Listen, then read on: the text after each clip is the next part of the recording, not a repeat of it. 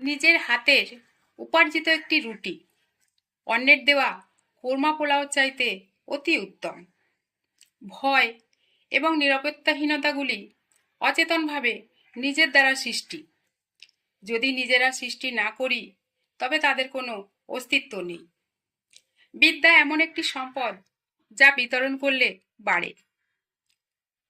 অপ্রয়োজনীয় প্রশ্নের উত্তরে আপনার মুখ বন্ধ রাখুন, যাতে আপনি অপ্রয়োজনীয় কথাবার্তা থেকে নিরাপদ থাকতে পারেন।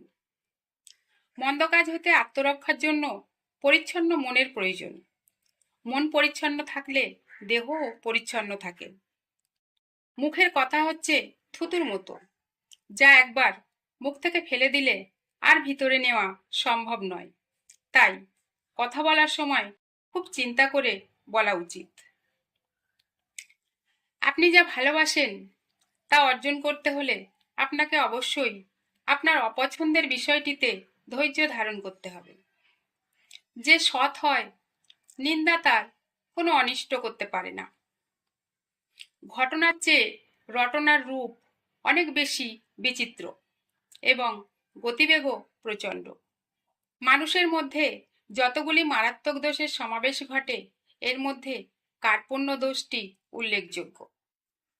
আল্লাহর উপর পরিপূর্ণ নির্ভরশীলতা যেন সেই শিশুটির মতন, যে খুব ভালো করে জানে সে যদি মাকে নাও ডাকে তবু তার মা সম্পূর্ণ সচেতন এবং সঠিকভাবেই তার দেখাশোনা করছেন। মন্দ লোকের সঙ্গে যার ওঠা বসা, সে কখনো কল্যাণের মুখ দেখবে না। অন্ধকার শ্মশানে ভীরু ভয় পায়, সাধক সেখানে সিদ্ধি লাভ করে। কোনো কাজই চাপপূর্ণ নয়। শরীর, মন এবং ভাবনাকে পরিচালনা করার অক্ষমতাই কাজকে চাপপূর্ণ বানায়। কিছু দুর্ভাগ্যের কারণে সৃষ্টিকর্তার কাছ থেকে দূরে সরে যাবেন না, কারণ তিনি আপনার সাথে এটি পরীক্ষা করছেন। 3টি অভ্যাস মানুষের কল্যাণ ডেকে আনে। ঈশ্বরের ইচ্ছার প্রতি সন্তুষ্ট থাকা, বিপদের সময় দুহাত তুলে ঈশ্বরের কাছে সাহায্য চাওয়া, যে কোনো সংকটে ধৈর্য ধারণ করা,